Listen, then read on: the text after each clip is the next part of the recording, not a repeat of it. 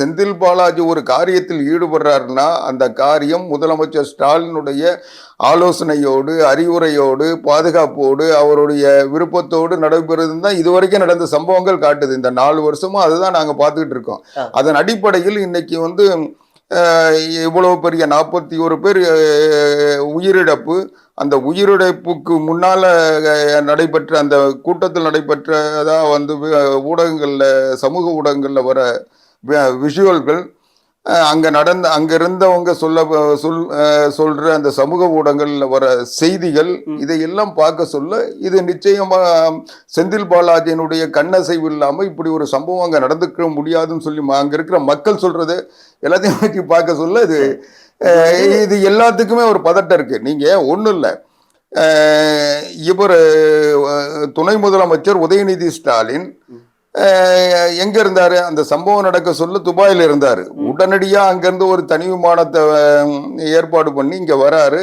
வந்து எட்டி பார்த்துட்டு எல்லாத்துக்கும் ஒரு போட்டோ ஷூட் நடத்திட்டு மறுபடியும் அவரு திரும்பி போறாரு. சார் இது இப்படி அரசியலா நீங்க பாக்குறீங்க? ஒரு அரசியல் இல்லைங்க, ஓடி ஒரு மனிதாபிமானமா அவர் பார்த்திருந்தாருன்னா அவங்களோட களத்துல இருந்திருக்கணும், அல்லது அவர் பொறுமையா கூட வந்திருக்கலாம் அந்த நேரத்தில். ஏன்னா முதலமைச்சர், நான் சொல்றது கேளுங்க, முதலமைச்சர் வந்துட்டாரு. முதலமைச்சர் வந்ததுக்கு பிறகு துணை முதலமைச்சர் யாரும் தேட போறது இல்லை. ஆனா இவர் வந்திருந்தாருன்னா முதலமைச்சர் போயிட்ட பிறகு கூட அவர் இருந்து அங்க உத்தரவுகள் போடுறது, அதிகாரிகளுக்கு தேவையான ஆலோசனைகள் சொல்றது, மக்களுக்கு உதவிகள் செய்யறது ஒரு துணை முதலமைச்சருடைய கடமை. அதுல நாங்க குறுக்கிட விரும்பல.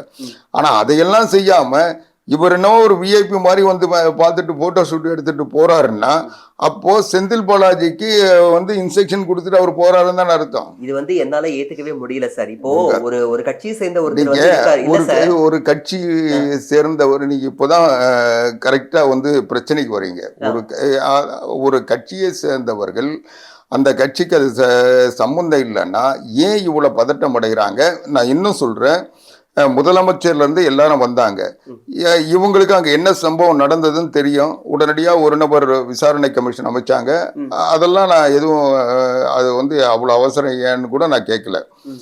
ஆனா அதற்கு பிறகு எதற்கு ஏடிஜிபி பேட்டி கொடுக்குறாரு, டிஜிபி பேட்டி கொடுக்குறாரு, பொறுப்பு டிஜிபி பேட்டி கொடுக்குறாரு, அதை விட ஒரு மூத்த ஐஏஎஸ் அதிகாரி, அடிஷனல் தலைமை செயலாளர் ரேங்க்ல இருக்கிற அந்த அம்மா எதுக்கு பேட்டி கொடுக்குறாங்க? அமுதா ஐஏஎஸ் எதுக்கு பேட்டி கொடுக்குறாங்க? இது வரைக்கும் நடந்த சம்பவங்கள் ஏதாவது பேட்டி கொடுத்துருக்காங்களா?